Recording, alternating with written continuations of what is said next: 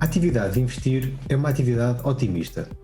Investimos, por isso, com o objetivo de poupar, acreditando que estaremos mais preparados para todas as fases da vida.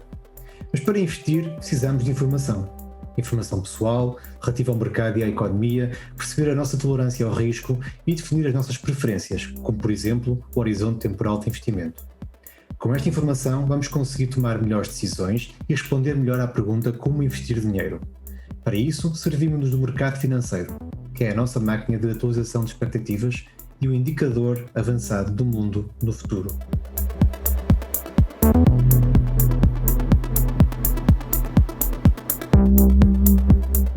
Neste episódio do Future Proof Talks, vamos falar sobre a relação entre a atividade cerebral e a tomada de decisão em contexto de risco. A ideia é fazer a ligação do risco financeiro, explicado através da neuroeconomia e, mais concretamente, as neurofinanças. Esta disciplina combina neurociência, psicologia, economia e outras técnicas e experiências para estudar a base neural da tomada de decisões económicas e financeiras em contexto de incerteza. A ideia é pensarmos numa satisfação futura, num grau de felicidade superior e num futuro melhor em termos financeiros. Para abordarmos com mais profundidade este tema, tenho aqui comigo o Ricardo Taipa, médico neurologista, investigador e professor universitário.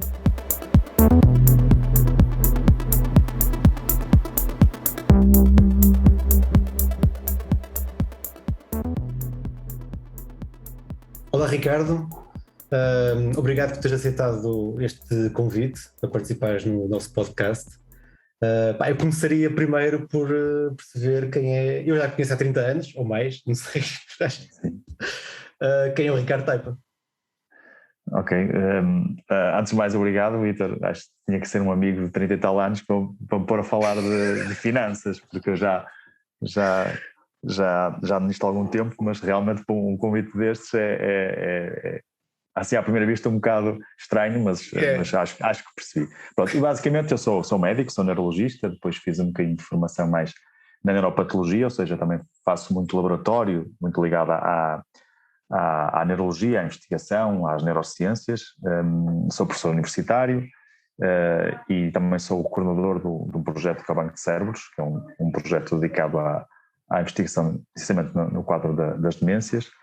Fiz também um bocadinho de percurso em investigação básica com modelos animais, por isso também de comportamento e isso, por isso também tenho um bocadinho esse background. Por isso acho que assim, nas neurociências sou assim um bocadinho transversal, desde a consulta, que é onde eu me sinto realmente bem, até à neuropatologia, de olhar para as lâminas e diagnosticar tumores e coisas assim do género, e até a olhar para o cérebro, ou seja, sou um bocadinho aquele médico do século XVIII que segue doente em vida e acaba na sala de autópsia, é como eu costumo definir. Isso é transversal mesmo. Exato, por isso sinto-me relativamente privilegiado para ter essa abordagem global. Mas por isso é difícil me definir numa só profissão, mas se tivesse que ser era médico. Eu penso o mesmo da minha profissão, também sou um bocado de tudo. Estamos multidisciplinares, não é? Exato, falaste acho que percebeste o tema, mas sim, a ligação da saúde com as finanças é sempre um bocadinho estranha, não é? Mas eu acho que ao longo do podcast acho que vamos perceber que existe uma ligação até bastante forte, principalmente ao nível da tomada de decisão, que eu acho que é o fator mais crucial ou mais importante na relação que pode existir entre a neurociência e aquilo que são as finanças, porque, e tu falaste também há bocado daquilo que é olhar, tu olhas muito para os cérebros, não é? E eu, quando disseste olhar para os cérebros, eu lembrei-me de uma pergunta muito interessante que é o que o Daniel Oliveira faz muitas vezes, é o que é que dizem os teus olhos, não é? Eu diria aqui o que é que dizem o nosso cérebro, o que é que diz o nosso cérebro? Diz-me lá, o que é que o cérebro diz? Está a evoluir? Não, neste momento acho que o cérebro diz-nos um grande ponto de interrogação. Eu no estudo que faço, é um estudo um bocadinho ao contrário, ou seja, estudo a doença para perceber a função. Ok? E ainda há muito por fazer para perceber a função sem doença. Por isso a minha visão é um bocadinho uma visão patológica, não uma visão funcional. Embora tenha olhado muito para funcional, quando fazia investigação mais ligada à ciência básica, como dos animais, roedores, isso estava a memória, o comportamento, essas coisas todas. Mas ainda é um punhado de nada aquilo que a gente sabe como funcionam os circuitos, basicamente, que é uma coisa extraordinária. A gente cada vez que quando acha que sabe mais alguma coisa, abre mais 30 ou 40 portas de perguntas. Imagino, sim, sim, mas a questão da ligação, pá, a verdade é que há, sei lá, 6 décadas ou 7 começaram a surgir alguns estudos que ligavam a neurociência à economia, não é? E a economia é uma ciência comportamental, uma ciência social, portanto é muito baseada naquilo que nós pensamos e agimos e nossas emoções, os nossos aspectos mais cognitivos, pá, e nós, o que nós sabemos, e fruto do trabalho de vários investigadores, como o Daniel Kahneman, como o Amos Tversky, são vários, eu digo muitas vezes estes nomes ao longo dos podcasts, por isso as pessoas que nos ouvem estão fartas de ouvir falar deles, mas são pessoas que eu ligo muito. Porquê? Porque nós ao tomarmos a decisão de investimento e de poupança e decisões ao nível de financiamento e tudo, ao nível financeiro, pá, cometemos imensos erros, porque acho que é humano, não é? E como disseste bem, o cérebro, tu quando descobres uma coisa abres logo 40 portas, não é? Portanto, nossas decisões são tomadas muitas vezes ou por impulso ou por fatores de influenciação, não é? Estamos influenciados por outras decisões, pelo contexto, e há uma situação, e até há um investigador, o Robert Sapolsky, que diz que o argumento dele é que contra aquilo que nós é livre vontade, ou seja, nós não temos livre vontade, o nosso comportamento não é escolhido de forma livre, ou seja, somos influenciados. Isto ao longo da escala, por exemplo, somos influenciados pelo aquilo que são os nossos genes, né, de há muitos milhares de anos, ou pelo aspecto mais curto. E o que é engraçado é que nos últimos 1 ano e meio, desde a pandemia até, desde o início desta pandemia, o que temos notado é o crescimento do trading. O que é isso? O trading é basicamente as pessoas irem para a bolsa, ou para os mercados, ou para os cryptocurrencies, como agora estão muito na moda, exatamente, e fazem negociação. Portanto, são os traders, e a maior parte dos traders são pessoas relativamente jovens, com algum dinheiro, não é? Que têm poupança, porque as pessoas acabaram por poupar muito ao longo desses últimos meses, e eu noto que isso aí é muito baseado em impulso. Ou seja, achas que isso tem a ver com esses genes de milhares de anos ou com o impulso do próprio, sei lá, do mercado atual? Tipo, há muita vontade, essas plataformas quase que obrigam tu a clicares e fazes uma compra quase por impulso. Eu diria, Vitor, que eu basicamente dividi isto em 2 grandes grupos em termos de neurociência, que é aquela neurociência mais psicologia comportamental, que estuda o comportamento mais do ponto de vista de sociológico, de contexto de sociedade onde está imbuída a pessoa, ou seja, que é uma coisa mais civilizacional quase, e depois o contexto mais de neurociência básica, de neurotransmissores, circuitos, influenciada pela genética, okay? Que depois cruza-se uma com as outras. Nós temos a epigenética, ou seja, nós temos genes que depois podem ser modulados ao longo do tempo e no mesmo indivíduo, que podem ser modulados. Por isso acho que tem que se colocar essas 2 coisas. Todo o comportamento humano foi modelado há milhares de anos atrás, primeiro por razões básicas de sobrevivência, não é?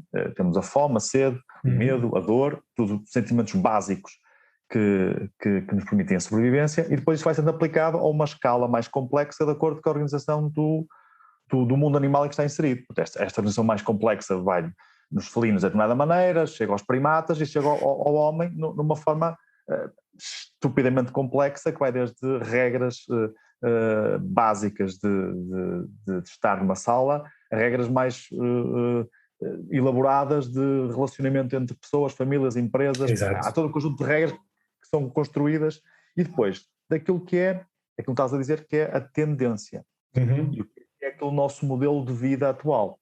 E é óbvio que com a globalização a que assistimos nos últimos décadas, todos nós ficamos um bocadinho iguais, ou seja, todos nós aspiramos a um modelo de vida relativamente ocidentalizado, mais ou menos este, coisa que não existia há 100 anos atrás, não é? As pessoas tinham ideais de vida um bocadinho diferentes do sítio onde estavam incluídos.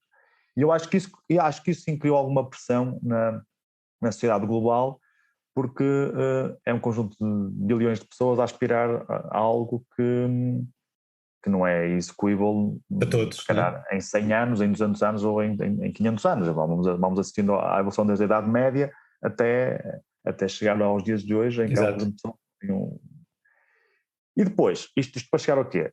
Nas tais tomadas de decisão por impulso ou não impulso, todas elas são modeladas pelo contexto e podem ser modeladas por nós próprios. Ou seja, isto a gente vê nos animais e até no comportamento animal. Se nós estivermos sobre stress ou sobre ansiedade, temos tomadas de decisão que são diferentes daquelas que teríamos tomado se não tivesse stress ou ansiedade. E por isso, admito que pandemia, algum capital na mão, pode haver, aliás, até algoritmos de cliques, não é? A gente sabe que também estuda-se onde é que deve estar a palavra yes, a palavra no ecrã. Exatamente, a cor, tudo isso mostra que nós estamos sujeitos a essa tentação, entre aspas. Quando colocas pressão, a pressão pode ser eu preciso realizar dinheiro rapidamente porque tenho à porta determinado tipo de coisa. Pronto. Essa tomada de decisão tem que ser tomada de forma mais rápida sob essa pressão. E depois aqui há a genética. Há pessoas que têm um background genético e uma formatação própria que lidam muito bem com isso e são excelentes decisores sob pressão. E há pessoas que simplesmente ou decidem sempre mal, ou muito mal, ou bloqueiam completamente. E não conseguem tomar uma decisão. Sim. Eu tenho uma velha máxima que diga é melhor tomar uma má decisão do que uma não decisão. Pronto. Até porque o comportamento das pessoas tem muito a ver com aquilo que tu fazes depois da decisão já tomada. Exato. E há pessoas que são excepcionais, que a coisa corre mal, ok, trabalhem-se em cima da coisa que corre mal e segue-se para a frente. E há pessoas que ficam sistematicamente a pensar no que teria sido se eu escolhesse A em vez de B e não conseguem arrancar para lado nenhum.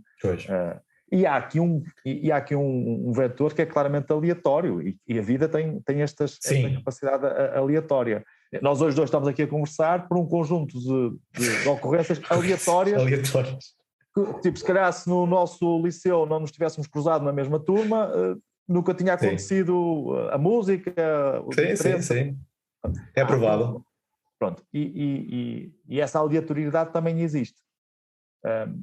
Por isso, voltando atrás, vai desde a genética ao contexto, quer global, quer ao contexto pessoal. Sim. E as decisões, quando são financeiras, têm mais impacto, não é? Porque normalmente causam, se calhar, maior stress e acabam por produzir piores resultados, porque o que nós sabemos ao nível financeiro e mesmo da história do investimento, que é uma história curta, não é? Apesar de tudo, nós investimos em bolsa e em mercados e até em imobiliário há poucos anos. Quer dizer, a civilização tem milhares de anos e as bolsas têm, sei lá, se contarmos com a Holanda, com a crise das tulipas, aí no século XVII, penso eu, quer dizer, mas é tudo muito recente. E aquilo que os estudos demonstram é que os estudos, quando estamos a elaborar alguma carteira ou investimento, e agora falo um bocadinho da minha área, nós olhamos muito para o aspecto racional, ou seja, partimos do pressuposto que as pessoas são racionais. E aquilo que sabemos, e que me estás a dizer, é que as pessoas não são racionais, não é? As pessoas são muito mais, é um misto, é um coquetel de várias coisas e em muitos momentos da vida são muito mais impulsivas e emotivas do que propriamente uma análise fria de alguma coisa. Claro. E é como tu dizes, aliás, isto aplicado à ciência comportamental e mesmo em coisas muito básicas como a raspadinha, em teoria é um investimento, ou seja, é um risco, é um jogo de risco curto, e não terá muito impacto. E é um jogo de azar. É um jogo de azar. Não é de sorte, mostra o impulso e a suscetibilidade de algumas pessoas à perturbação do impulso que não a conseguem frenar e tendo, se tiverem 5, são 5, se tiverem 10, pronto, essa compulsão pelo jogo. Viciante, não é? É viciante. Até porque o reward, isto tem sempre muito a ver com, e agora falo um bocadinho também de neurobiologia, o reward, ou seja, a recompensa, o prazer, a antecipação da recompensa, no caso da raspadinha, algum tipo de jogo, é muito imediato. Enquanto que um investimento implica essa paciência e depois perceber se é médio prazo, se é 6 meses, se é 1 ano, se é 15, se é 30 anos, há um conjunto de comportamentos que nós temos que são muito imediatos e nós vamos isso, por exemplo, isto é uma das coisas que do ponto de vista sociológico que está a perceber, e isso, se calhar, na finança vai-se refletir nas camadas mais jovens. Sim. Isto é, nós, há 20 ou 30 anos atrás, tínhamos que carregar um jogo, esperar que o jogo iniciasse, e ele bloqueava isto. Hoje em dia, se não é a velocidade que é suposto ser, não há paciência. Eu dou comigo a ver o meu miúdo, o André às vezes a ver uma série Netflix e a puxar à frente as partes que não lhe interessam. Exato. Estamos neste capítulo, ou seja, isso. Nós temos que esperar uma semana para ter o episódio seguinte. Agora eles conseguem ter tudo em streaming, podem ver tudo uma só vez, mas só isso já não chega, já passas à frente a parte que está a dar música ou a parte da introdução, a puxar à frente. Pronto, esta modulação, que é sociológica, mas também é biológica, porque vai fazendo imprinting genético. Ou seja, vai deixando marcas, é isso? Vai deixando marcas no teu comportamento. Isto que se aplica à Netflix irá-se aplicar obrigatoriamente à tua perspectiva de vida futura. Sim. E, neste caso em particular, à tua análise de investimento ou precisamente. na tomada de decisão no investimento. É isso. Pode dar para os dois lados. Pode dar para o lado de tomadas por impulso, porque não tem paciência para analisar, não tem paciência para estar a estudar e decidem na hora, ou pode dar pelo contrário, que é não tomarem decisão nenhuma porque não estão para se chatear. Claro, precisamente, também, é isso. E preferem viver a vida numa perspectiva... em cima do joelho. Do joelho, vai-se decidindo, vai-se fazendo e logo se vê. Sim, é muito curioso isso, porque nós estamos, o que temos tentado desenvolver é um plano, ou seja, é ir contra esse aspecto mais emotivo, porque nós sabemos, as pessoas cometem erros emocionais e cognitivos, dividimos isto mais ou menos assim, claro que isto é muito formatado, aí está, mas e nós sabemos que a nível financeiro, a nível de investimento, sabemos que os erros cognitivos podem ser estudados, e as pessoas podem estudar e até ultrapassá-los, de uma forma mais ou menos pacífica, conseguem trabalhá-los e ultrapassá-los, porque é de aprendizagem, é informativo. Mas os erros emocionais são muito difíceis de ultrapassar. Então o que é que nós percebemos? Que temos que fazer uma carteira de investimento, um plano, uma política de investimento que se adapte a esses erros emocionais.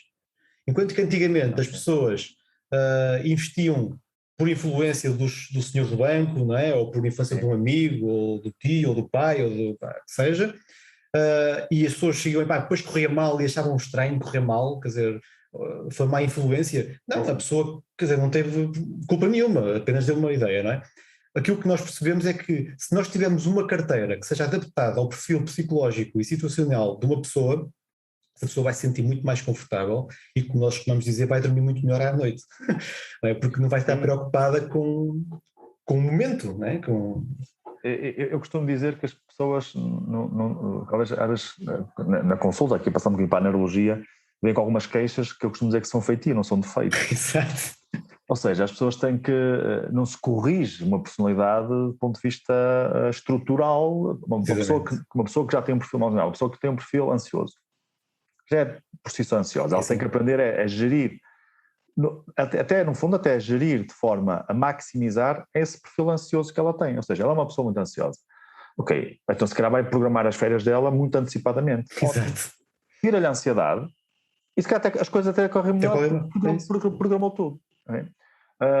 E depois há o inverso, aquela pessoa que está sempre tudo ok, tudo bem, não sei o que, não sei o que mais. Que até pode ser aquela pessoa em que são dadas tarefas que alguém ia ficar estupidamente ansioso por as ter que gerir e essa pessoa acaba por ser a pessoa do casal ou isso que precisamente faz. Por isso, eu concordo plenamente, ou seja, o bom investimento não é só aquele investimento rentável. Exatamente, claro, tem que ser. Mas... é o investimento que permite o bem-estar à pessoa. Precisamente. Porque tu até pode ser rentável, mas se andas 2 anos com insónia, com receio de perder tudo, esses 2 anos podem ser catastróficos e 30 anos de vida em termos até de saúde mental. Por isso... É curioso isso, porque quando digo, nós temos, claro, investidores de todo o tipo, mas quando as pessoas dizem, então como é que é? Qual é a rentabilidade que tu me consegues dar aí? Eu digo sempre, não consigo dar nada, eu não tenho nenhum poder, eu olho, a tua carteira, vou analisar o teu perfil e vou-te propor uma coisa que seja execuível para os teus objetivos. E não, se tu tiveres que ter, imagina, tu tens um objetivo de ter uma reforma e de chegar a 100 daqui a 20 anos. e só precisas ter uma rentabilidade de 2%, para que é que vais querer ter 4%? Para que é que vais querer ter um risco maior do que aquilo que percebes? Ou seja, o objetivo. Mas isso falava-me a falar aquilo que falaste há bocado da raspadinha, ok, há pessoas que têm essa ansiedade, e como tu dizes, essa vontade, esse vício, e eu tendo a dizer às pessoas, ok, então olha, guardem parte do vosso património e façam isso. Façam como querem, gastem onde vocês querem, ou seja, invistam num NFT, sei lá, qualquer, ou numa cryptocurrency, ou numa raspadinha, ou o que for, mas em parte do portfólio, em parte apenas, que é para vocês se sentirem satisfeitos, a tal satisfação, não é, que pode dar desse perfil. O resto não, deixem estar de acordo com aquilo que é os vossos objetivos, porque nós encontramos muito esse contraste entre aquilo que é uma pessoa que investe que gasta dinheiro em raspadinhas e a seguir diz, não, eu só quero depósito a prazo. Pois, exatamente. Isso é um... Mas eu acho que também passa muito pelo, sabes que a literacia financeira é algo que é praticamente nula no país. E nós somos uma sociedade relativamente jovem no contexto do que é uma classe média forte, no contexto que é tu tens que programar a tua reforma, no contexto de que o sistema familiar antigo desapareceu, tu tens de programar o que é que vai acontecer, e mais, e numa sociedade que deixou de viver até aos 60 e tal anos e vai viver até aos 85 ou 90. O que quer dizer que quer o Estado tem que se preocupar com isso, mas as pessoas terão que se preocupar com isso. Mas ainda não há esse sentimento global, até porque, apesar de tudo, somos um país, dentro da União Europeia, obviamente, no contexto geral não, mas dentro da União Europeia é relativamente pobre. E há muitas pessoas, e há um conjunto alargado de pessoas que não têm essa visão, de que é duplamente dramático. Primeiro, não têm capacidade de se proteger para o futuro, porque os rendimentos não lhe permitem, sequer, é quase dia a dia, mas também são essas mesmas que cometem aqueles erros mais crassos, mais básicos, da raspadinha, do trocar de carro não sei quantas vezes e não sei o quê, e pronto. E depois percebes que é literacia. Aliás, muitos daqueles problemas que aconteceram até na banca, a maior parte das pessoas que foram supostamente lesadas são pessoas que não tinham qualquer tipo de noção do que é que estavam a aplicar dinheiro, e eram as pessoas com muito dinheiro mesmo, e que confiavam cegamente na pessoa que estava à frente deles, e o dinheiro era gerido de uma forma quase automática. Sim, é isso.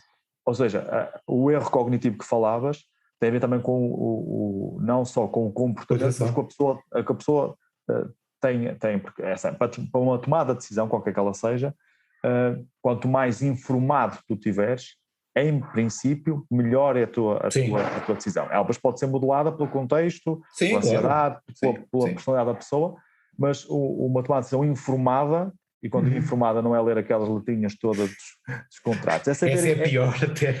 Não. O informado é saber o que é engraçado. O que é que queres? 2% e dos 4%, sei quê, tipo, opá, às vezes, e eu lembro-me, o meu pai trabalhou na banca, o meu pai foi ajudante há muitos anos, às vezes em casa desabafava a rir-se, tipo que chegavam lá ao banco e trocavam e ameaçavam que iam trocar o depósito ali para o outro lado da estrada por meio por cento. Exato. Meio por cento, tipo, aquilo era... Para o volume aquilo era nada, tipo, em vez de estar a discutir coisas mais importantes, que é onde é que vamos aplicar este dinheiro de forma... Não, estavam ali a discutir a décima ou o depósito a prazo, que era uma coisa, e ele não percebem nada, nem sequer conseguem perceber o que é... Isso é engraçado, é verdade. Isso é engraçado, isso tem a ver com, sabes que a relação, aí está, mais uma vez, a relação que nós temos com o dinheiro e até a relação dos médicos com os doentes, tem alguma parecença, pelo menos... se calhar tinha antes, não é?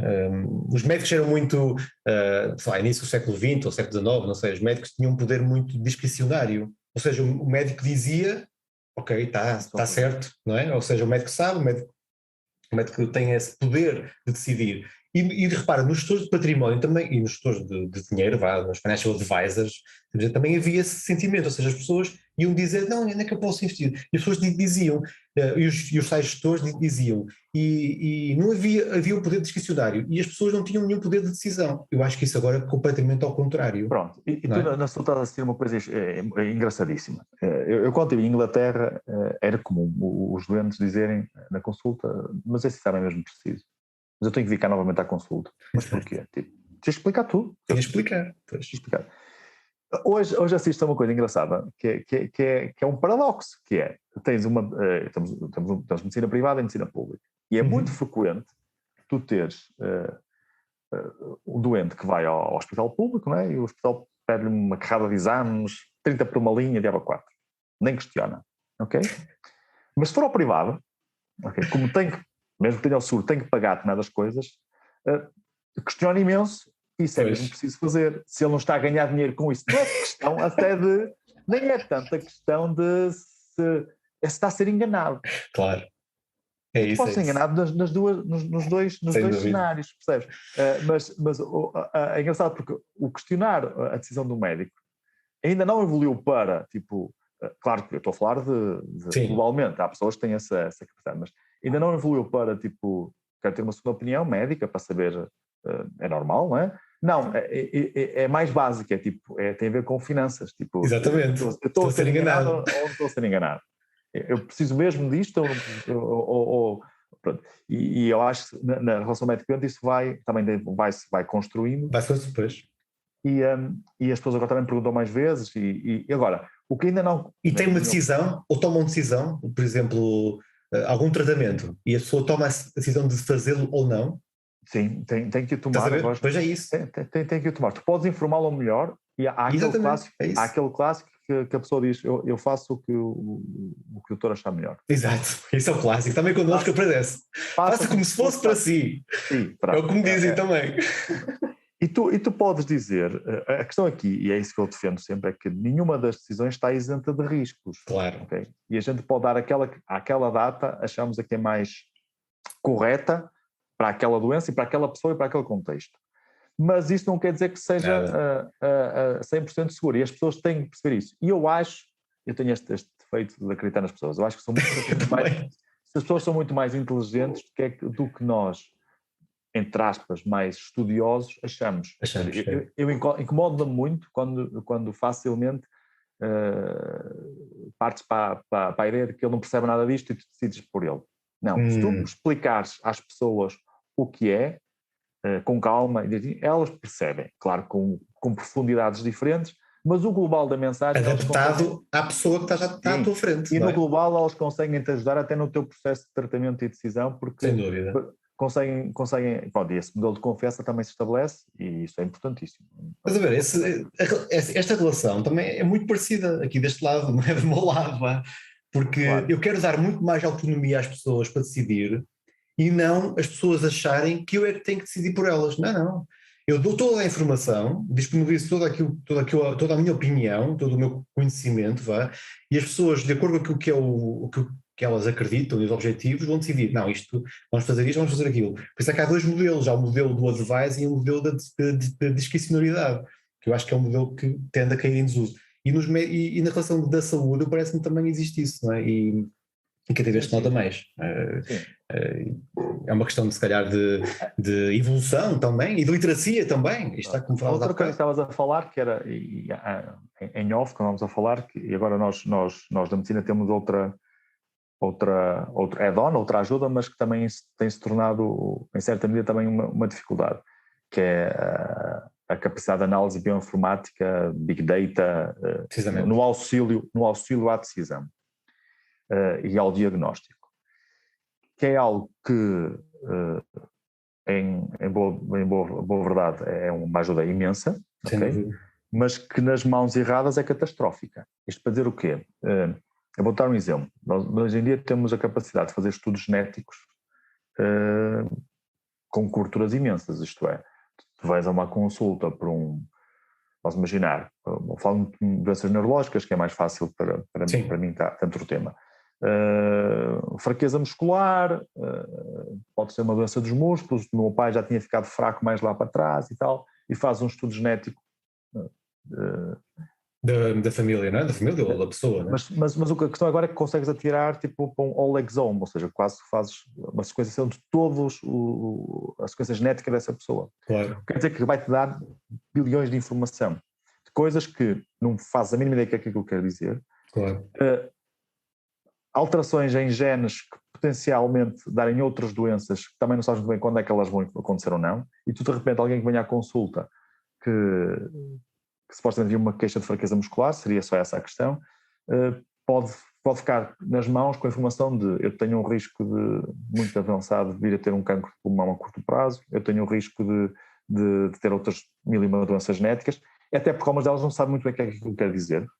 E nos últimos anos tem-se andado um bocadinho para trás, os próprios laboratórios genéticos têm dado relatórios muito mais curtos e só daquilo que sabem, porque o resto é informação que só vai criar ruído e disrupção, e depois não é só isso, isto é uma ferramenta poderosíssima para as finanças, isto é, também tem que ter a capacidade de, em termos de análise de risco, para um futuro cliente teu, ter essa análise na mão. Se ele tem este pulo genético, eu nunca vou fazer nunca vou dar crédito a esta pessoa por 40 anos, porque eu sei que isto vai correr mal. Sim.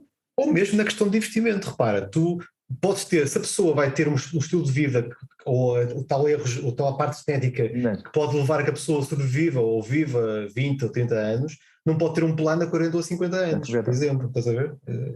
Sim, ou seja, e isso é uma grande discussão que se irá ter no futuro, porque com a evolução nós vamos cada vez perceber um bocadinho melhor as bases genéticas de todos nós, e isso poderá dar para antecipar algumas doenças, sem dúvida, isso é ótimo. A questão é... Prevenção, não é? Exato.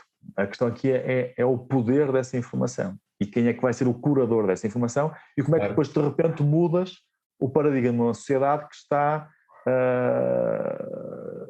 que funciona até à data de hoje, que é desde o financiamento, às seguradoras, o Estado Social, tudo isto, sim, que continua a ser com base na ciência, com base na epidemiologia, continuamos a saber qual é a esperança média de vida das pessoas. Essa decisão é tomada com um conjunto de fatores, mas agora tens um fator adicional que poderá dar uma análise personalizada da pessoa. Exatamente. E isto pode criar, a médio prazo, pode criar guetos absolutos em determinados tipos de pessoas que nunca vão conseguir aceder a determinados tipos de plataformas de saúde, de financiamento, o que é que seja, porque vão ficar rotuladas ao nascimento. Não, isto é uma visão um bocado distópica da coisa, mas não é... Tem que haver mesmo Estado Social aí, não é? Aí desses casos. Pois, porque tu não é futurologia de todo, é algo que vai acontecer na próxima década, tu teres uma análise de risco individual da pessoa do ponto de vista genético, isso, em certa medida é bom, ou seja, se eu tiver mas uma noção prática, vamos dizer que aos 40 anos é uma espécie de como é que se diz? Check-up genético. Exatamente. Aos 35. Diz assim, esta senhora vai ter cancro de mama, tem 80% de ter cancro de mama, e ela aos 35 anos pode fazer uma mastectomia preventiva ou fazer um seguimento muito mais preciso. Isso é bom. Não é? Isso é bom, ok? Mas se tu descobrires doenças degenerativas, por exemplo, essa pessoa tem um risco de 80% de ter uma doença de Alzheimer de início precoce, depois de 50 anos. Isso muda completamente, exato. Se tens tratamento para a doença, ok, tranquilo, até é ótimo, porque começa a gente a fazer isso, não é? Bem, está para toda a gente, mas se tu tens marcadores de doença que não tens forma de as contornar àquela data, isso vai criar um problema ético e de resolução difícil. Isto é uma questão que vai vindo até com a parte da genética. Assim, Sim, mas é curioso que estás a dizer isso, porque a gestão de risco eu acho que é transversal a qualquer área, e claro que a área da saúde tem mais impacto, porque dependemos da saúde para viver, não é? Precisamente. Mas a gestão de risco, nós vemos mesmo a gestão de investimentos e na parte financeira, a gestão de risco é a principal, não é? Porque, e tu disseste bem que a área financeira vai aproveitar muito desse trabalho, não tenho dúvidas. Claro, tu tens. Não tenho dúvidas. Não é? Porque repara, vai ser cada vez mais, porque mesmo em termos de investimento, eu vejo, estavas aí a dizer isso da questão da evolução, de saber, daqui esta pessoa tem 80% de hipótese de ter cancro de mama. Ok, isso é excelente, mesmo para a parte de investimento e de poupança, porque essa pessoa pode decidir uma poupança muito mais rigorosa para prever precisamente esses casos no futuro, não é? E se calhar ter essa capacidade financeira para no futuro estar mais preparada. Percebes? Eu sou sempre a favor do que quanto mais informação melhor. Mas depois, se levares a escala, e se levares a escala à macrofinança, por assim dizer. Sim, Hoje em dia sim. tens a análise de Big Data, percebem tendências quase, aquilo que às vezes demorava um semestre a perceber-se. Um semestre ou até anos. Anos, até tu perceberes uma tendência, parece que estão-se a vender mais não sei o quê, aos escritórios, ou o que é que seja, em determinada zona do mundo. Tu hoje, quase em tempo real, tens certeza que sabes isso muito mais que eu, mas eu imagino, se isto existe na saúde, existe aplicado a tudo, não é? Tu consegues perceber, também torna, em certa medida, eu não acho isso mau, porque isso também torna um bocado mais democrático, toda a gente tem acesso à informação e não há privilégios de alguém que teve acesso, que sabia que... Pronto. Sem dúvida. Por isso torna a coisa até mais pacífica e mais... E começaste há pouco, mais personalizado até, porque podes ter essa capacidade de o fazer, não é? Sim, e podes, e não estás à espera de um grande hecatombe, de repente ninguém me avisou, não, mas quem tiver informado esses cisnes negros, como diz o Nassim Taleb, não é? Vão acontecer sempre. Não é? Pois, vai acontecer de uma outra forma, se calhar, sim. mas isso tem muito a ver com aquilo que é transversal à sociedade desde sempre, que é entre o bem e o mal. Há sempre pessoas que usam a informação, não é? A informação de uma forma maléfica ou de uma forma que depois o problema é que quando isto tem repercussões em muito mais pessoas do que o que deveria ter. Pois é. Mas, e nós vimos isso na crise de 2009, por exemplo, vimos isso. As decisões de poucas pessoas têm um impacto brutal numa sociedade, no mundo inteiro, aliás. E por isso acho que essa análise de Big Data, no fundo, isto que é engraçado, porque repara, e voltando à neurociência, aquilo que fazemos do ponto de vista de algoritmos matemáticos dá-nos um contexto objetivo, é uma análise de Big Data, mas que não consegue encaixar a tal parte emocional e a tal parte mais aleatória e mais humana da coisa. Precisamente. E por isso vai haver sempre espaço para a análise personalizada e do contexto da pessoa e depois até não há algoritmo que consiga prever uma pandemia. Exato. Né? Ela também podia acontecer, mas as consequências, como é que os fluxos iam ocorrer, não há algoritmo que consiga perceber o que é que vai na cabeça de Boris Johnson, tipo coisa assim do género. Precisamente. Por isso vai haver sempre o contexto emocional ligado às coisas. Agora, a pessoa que conseguir, ou um gestor de carteira, ou uma pessoa que conseguir aceder a toda essa informação e não ter, e há outra coisa que também eu acho que disseste muito bem, nós não temos de ser todos iguais. Precisamente. Muito pelo contrário. As pessoas têm que ter, eu costumo dizer que às vezes na consulta, quando damos aquelas notícias mais tristes de doenças degenerativas e que vão acontecer, de aproveitar a felicidade do momento, ou dos momentos. Nós temos que ser felizes com os objetivos, e a vida às vezes é um bocado engata com os outros, mas a felicidade não está propriamente no final em si, mas muito no percurso que tu tens. Curioso, é um bocado isso, porque se tu tens um sofrimento atroz, de uma ansiedade, perdes um casamento, não vês os teus filhos e consegues realmente o teu objetivo que conseguiste, a questão é, valeu a pena? Sim. Pode ter valido para a pessoa, e se valeu, perfeito. Sim. Mas pode não ter valido a pena, e esse perfil de pessoa tem que ser diferente. Aliás, eu agora na Faculdade de Medicina, tenho tido e tenho partilhado esta preocupação com os professores mais antigos e com o pessoal que está na academia há mais tempo, que é, nós corremos um risco enorme de estar a formar um conjunto de médicos todos eles iguais. Exato. Porque, e se reparares, a sociedade começa a mostrar isso. Mesmo. Antigamente, sei lá, numa turma de 100 candidatos a medicina, alunos, tinhas desde as pessoas muito mais estudiosas e muito mais corretas e sempre quiseram ser, vamos imaginar, especialistas em cada área. Aquele conjunto de pessoas até mais ligados à prevenção primária, sempre se imaginaram como médico de família, num sítio A, num sítio B. Aqueles que foram para a medicina porque sim, e depois acabam como políticos, Estado de Estado, ligados a startups. Também é interessante esse melting pot. Tu hoje em dia, o que é que tens? Tens um conjunto de miúdos que começam a ser formatados aos 15 anos, geralmente num colégio, que os prepara espetacularmente, mas para um objetivo preciso que é aquele. Quer dizer que já vais homogeneizar logo à entrada da faculdade um conjunto de pessoas, e entram todos na faculdade exatamente iguais, dos mesmos colegas, que se fossem 50% não teria mal nenhum. Como é que depois daí vais desmembrar esse grupo nas múltiplas funções que o médico pode ter? Ele pode ser desde médico legista, oftalmologista, a político, a presidente de Câmara, a um papel na sociedade, que é importante a ter pessoas das várias áreas a chegar à sociedade. E por isso é que as pessoas não devem ser todas iguais. Nunca. O próprio investimento e a tomada de decisão também tem muito a ver com a pessoa é. Totalmente. E não é, nem é boa nem é má, nem é certo nem é errado, tem a ver com aquilo que tu queres, ou aquilo que antecipas como teu objetivo. Como objetivo. É isso, porque repara, o que é um bom investimento para ti pode não ser para mim. Não é? Nós não podemos ter essa noção, não podemos ter essa ligação. Isto é tão situacional, vamos imaginar, isto é tão situacional, vou dar um exemplo. Eu fiz um investimento, eu moro em Friamundo, não é? A terra que me viu nascer e que eu gosto muito. Eu sei, obrigatoriamente, que a casa que eu tenho aqui só vai desvalorizar com os anos.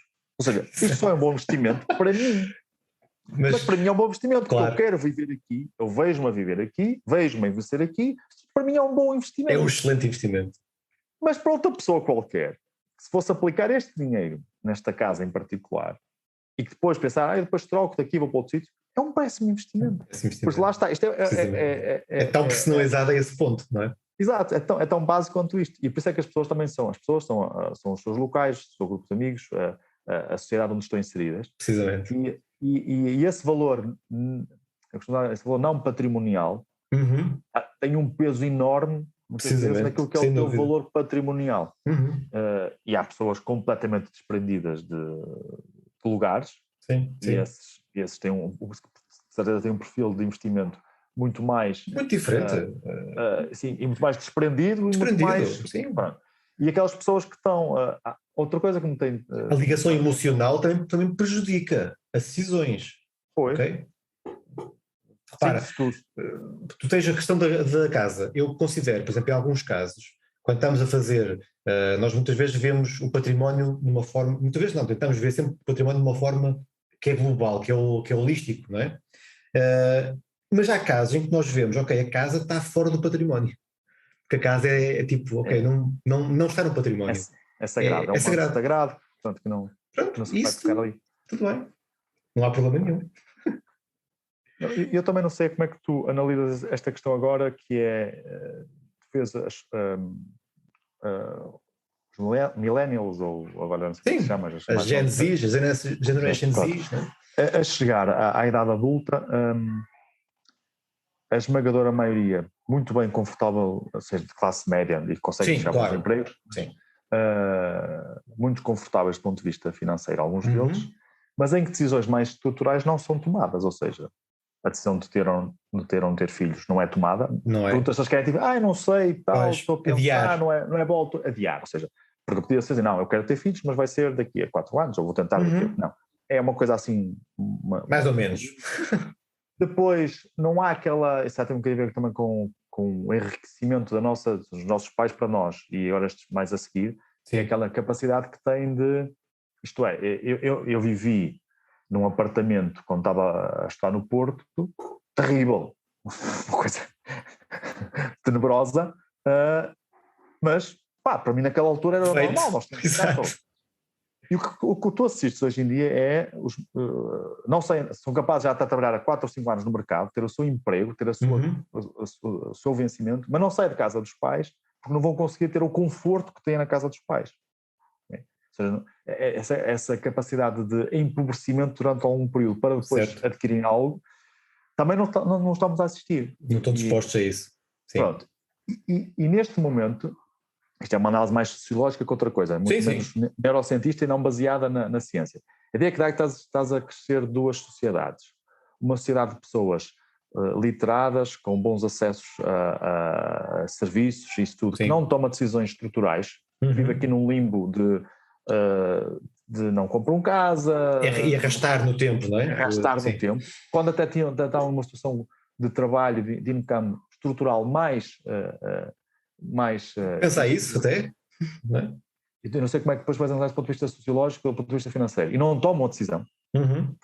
Acho que têm receio de perder a tal qualidade que têm dificuldade em antecipar coisas que podem correr mal, como já estão num patamar mais alto, e depois tens uma sociedade mais pobre, que à primeira a brecha do mercado financeiro de crédito compra tudo, não quer saber, e ficar bem acima daquilo, tipo, é ali no limite do salário e consegue, exatamente, e vai sempre, não tem, toma decisões. E toma decisões, e eu não consigo perceber se é falta de informação desta sociedade mais baixa ou se a sociedade mais alta está num patamar tão privilegiado e consegue, como está tão informada, também antecipa todos os problemas em mais alguns, então não toma essa decisão. Sim, sabes que tendo o suporte financeiro ajuda também se calhar a que essa decisão seja muitas vezes adiada, enquanto que os que têm menos capacidade têm que dar um passo, têm que arriscar. Tem que arriscar.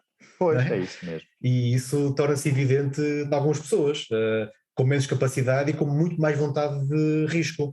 Por exemplo, as pessoas que trabalham por conta de outrem, têm um rendimento estável, normalmente têm um apetite ao risco maior.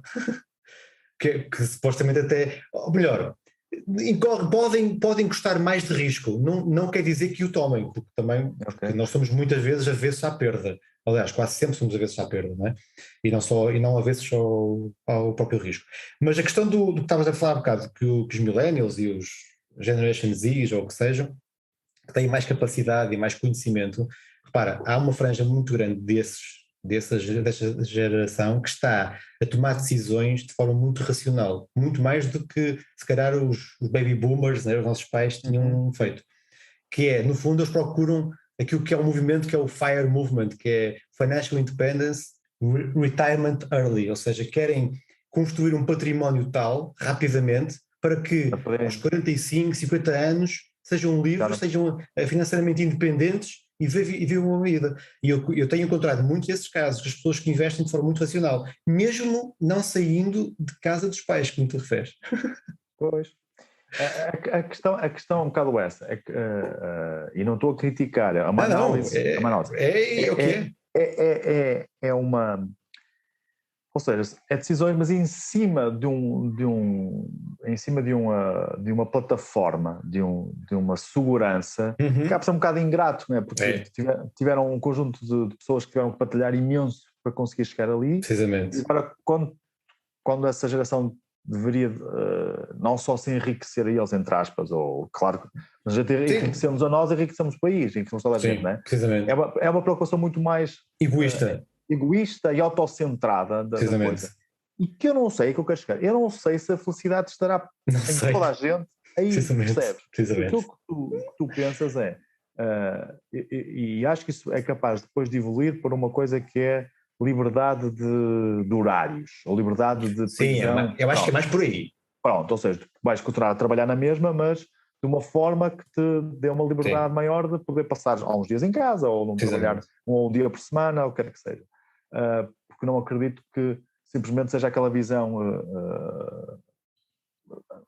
muito americana dos livros, em que aos 50 anos depois vais para a Flórida e passas os dias a jogar golfe e a fazer churrascadas. Não me parece que o mundo ocidental e estas pessoas estão literadas e gostam muito urbano e gostam de tudo isso, depois queiram simplesmente ficar paradas o tempo todo. Sim. Mas há uma altura de equilíbrio interessante que estamos a assistir, e depois há esta questão do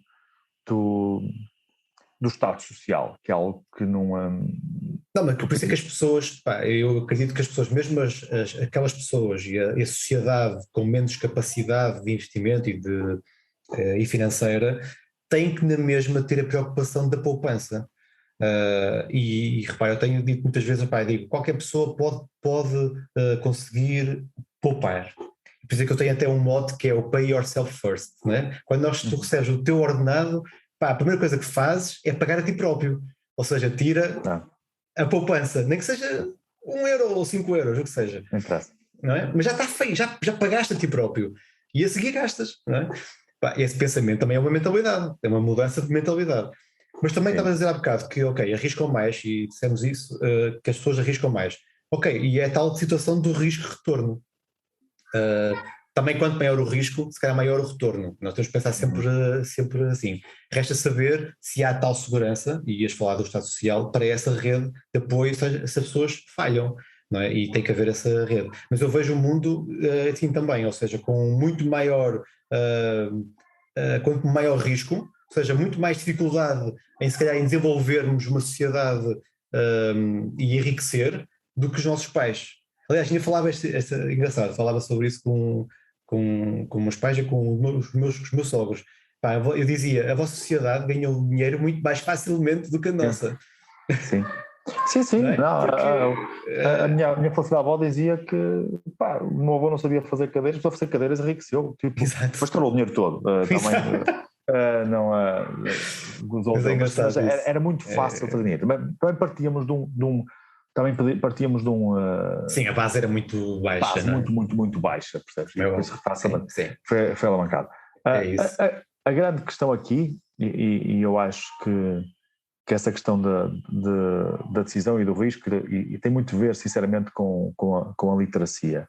E eu fico impressionado sempre que leio, sempre que contacto com a literacia de sociedade e de Estado Social e de finanças, geralmente dos países nórdicos. Porque realmente acho que aquilo devia ser um modelo de inspiração, claro, da sociedade ocidental. Claro que as nuances, nós não estamos a ser todos iguais, mais uma vez, não está em causa. Claro. Mas realmente dá um prazer enorme perceber o que lá se passa.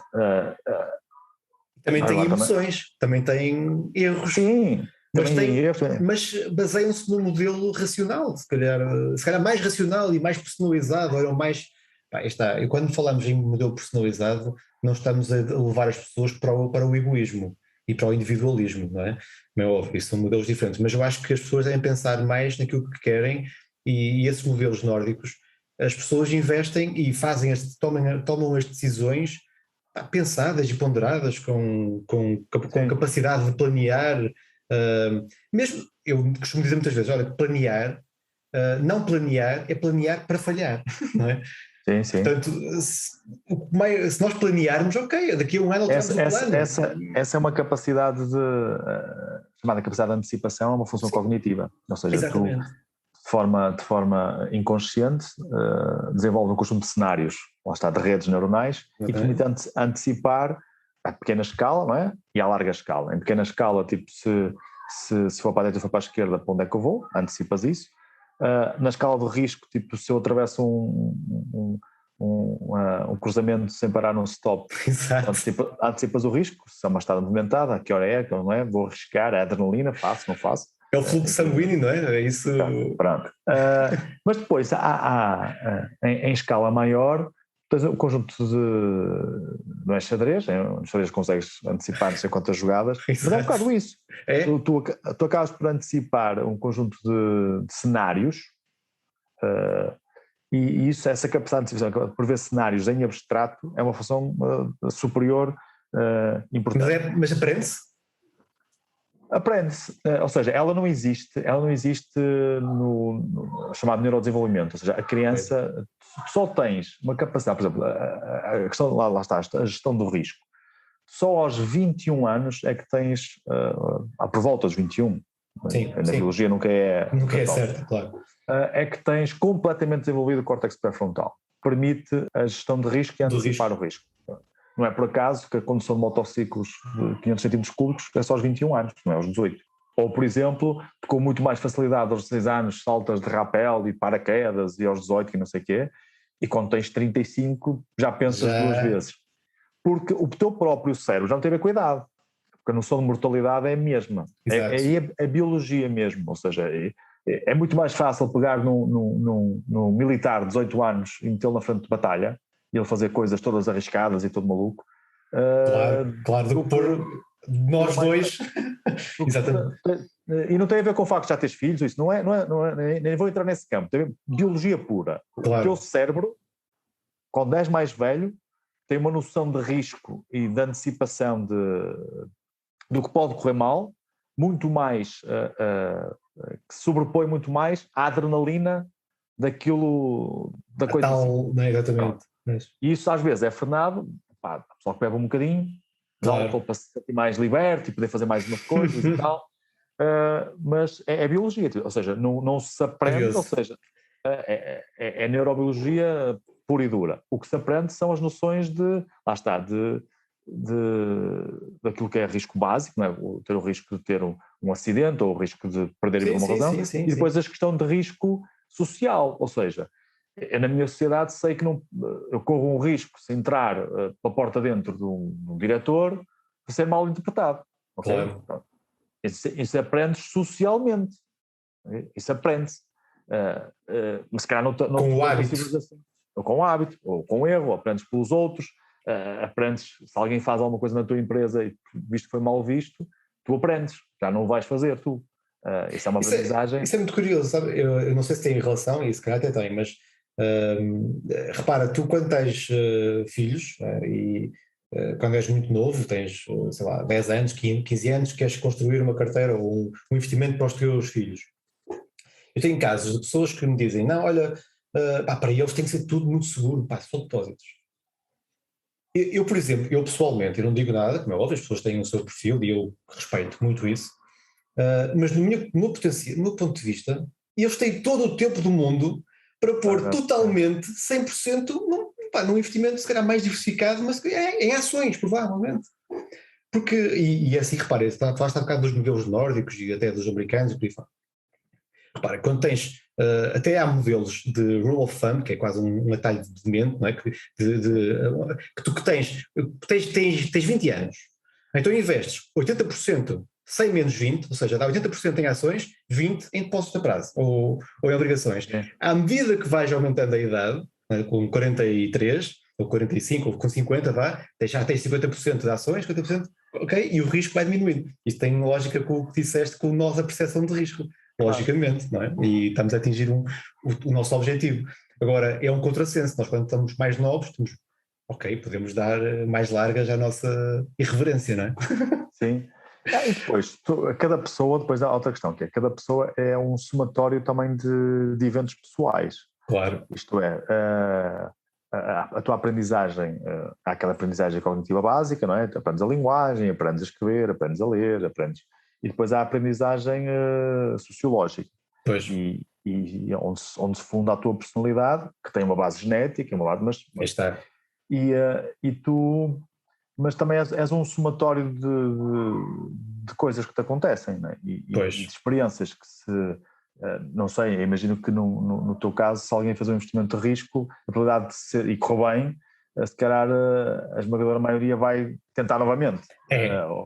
Porque correu bem, não é? Sim. E se calhar devia ser o contrário. E isso é totalmente independente. As pessoas pensam, quando lançam um dado, não saiu o resultado que eu queria, vou lançar outra vez. Não interessa o que aconteceu atrás. Pois, exato, é isso. E nós não temos essa capacidade, não é?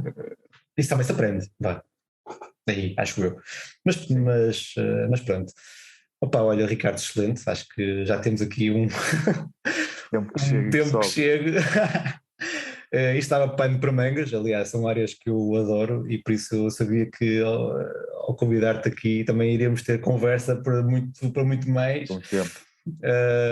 Olha, deixava-te aqui um desafio, uma tomada de risco, já agora, só um desafiozinho. Assim, uma tomada de risco assim de repente, uma decisão rápida, como é que é? Como é que seria essa decisão? Avança aí um vinho, uma música e um livro. Ok. Uma música, acho que é mais fácil. Ouvi agora no carro, vim para cá, que continua a ser uma música extraordinária. Karma Police de Radiohead. É uma música absolutamente extraordinária. É verdade. Um vinho. Olha, o melhor vinho que bebi até hoje, e se pudesse repetir, a mesma noite, foi com um grande amigo meu, com o Fernando, aqui em casa. Foi um Quinta de Valmião, 2009. Foi o melhor vinho que bebi até hoje. Infelizmente, a minha carteira de fundos não permite aceder assim. Até porque, lá está, porque cresceu exponencialmente o preço. Olha, também é um bom investimento, os vinhos, não é? É.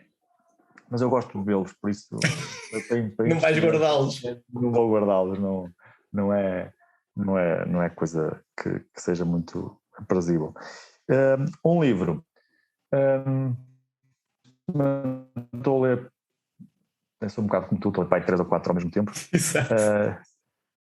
Acho que aquele que talvez até um bocado pela conversa e porque andamos, Paraíso Noutra Esquina, do Mário Vargas Llosa. Boa.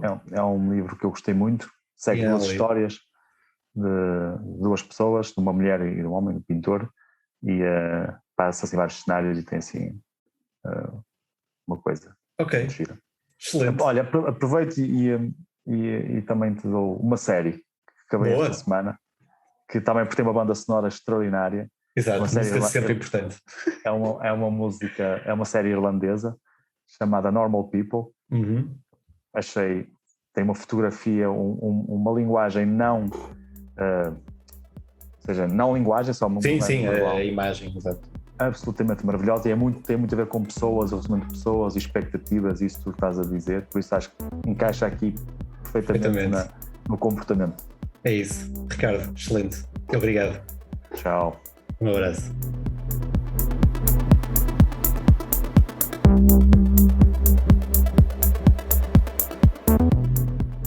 Neste episódio abordamos a neurologia, aplicando-a nas atividades económicas e financeiras. Para mais conteúdos e informações sobre este e outros temas, acedam a futureproof.pt e às atualizações do nosso LinkedIn e Twitter. Desenvolva as suas capacidades cognitivas e emocionais e exercite o seu cérebro. A sua vida financeira agradece.